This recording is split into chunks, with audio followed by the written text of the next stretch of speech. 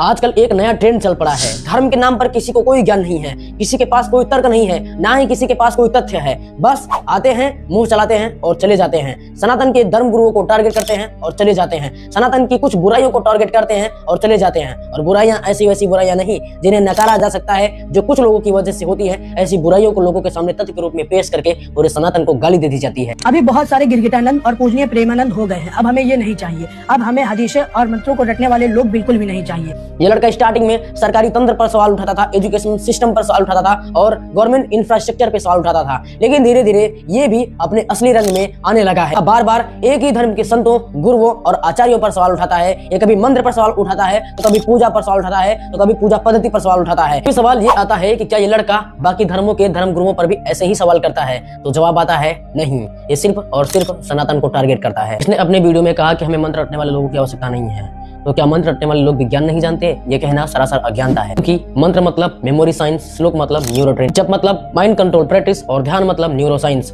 आज जिस माइंडफुलनेस की खोज पूरी दुनिया कर रही है, योग, ध्यान और प्राणायाम, ये हमारे सनातन ने हमें हजारों साल पहले दे दिया। जिस मंत्र को तुम इतनी आसानी से बुरा बता दे रहे हो, मैं उसके फायदे तुम्हें गिनवाता हूँ कि मंत्र रटने से क्या होता है। इससे कंसंट्रेशन पावर बढ़ती है और वाइब्रेशन थेरेपी होती है। कुल मिलाकर के ये हम कह सकते हैं कि ये ब्रेन फोकस ट्रेनिंग होती है। जिस मंत्र को तुम इतनी आसानी से बुरा भला कह करके ये कह रहे हो कि मंत्रों को रटने वाले देश में नहीं चाहिए, मैं तुम्हें बता दूं कि न्यूरो साइंस पे इसका क्या कहना है। न्यूरो साइंस कहता है कि साउंड फ्रीक्वेंसी ब्रेन पर असर करती है। जब साइंस इसके फायदे गिनवा चुकी है, तो मैं तुम्हारे जैसे लोगों की बातों को क्यों ही सुनूंगा। तो मंत्र का मतलब अंधविश्वास नहीं होता है, मंत्र का मतलब होता है साइंटिफिक वाइब्रेशन सिस्टम।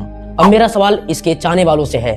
तुम्हें लगता होगा कि ये साइंस का पक्षधर है, लेकिन मैं तुम्हें बता दूं कि ये साइंस का पक्षधर अगर होता तो ये बाकी धर्मों पर भी उतनी ही उंगली उठाता जितना ये सनातन में उठाता है। अगर ऐसा होता तो इसने भी बाकी मजहबों की प्रार्थना, रीति, परंपरा और धार्मिक शिक्षा पर इसने सवाल जरूर उठाए होते। मुझे कोई एक वीडियो दिखा दो, क्योंकि ये सवाल धर्म का है ही नहीं, ये सवाल है नफरत के चयन का। मैं कोई बहुत बड़ा ज्ञाता नहीं हूँ, लेकिन मैं जितना जानता हूँ, सनातन के गुरु सिर्फ मंत्र रटने वाले गुरु नहीं होते हैं। वो होते हैं दर्शन के ज्ञाता, आयुर्वेद के जानकार, योग के आचार्य और मनोविज्ञान के गुरु, समाज सुधारक होते हैं। हमारे धर्म गुरुओं का मजाक उड़ा करके तुम साइंटिफिक नहीं, तुम असहिष्णु बनते हो। और सनातन को गाली देकर के तुम बुद्धिजीवी नहीं, तुम सिर्फ और सिर्फ पूर्वाग्रही बनते हो। हमें समाज सुधार से डर नहीं है, हमें विज्ञान से डर नहीं है, हमें सवालों से डर नहीं है, लेकिन नफरत से सवाल करना, टारगेटेड धर्म पर हमला करना और धर्म गुरुओं का अपमान करना, ये सवाल नहीं होता है, ये होता है एजेंडा। ये सुधार नहीं होता, ये होता है एजेंडा। अब इस वीडियो को शेयर करने की जिम्मेदारी तुम्हारे ऊपर है, क्योंकि लोगों तक सही जानकारी पहुंचाने की जिम्मेदारी भी तुम्हारे ऊपर है।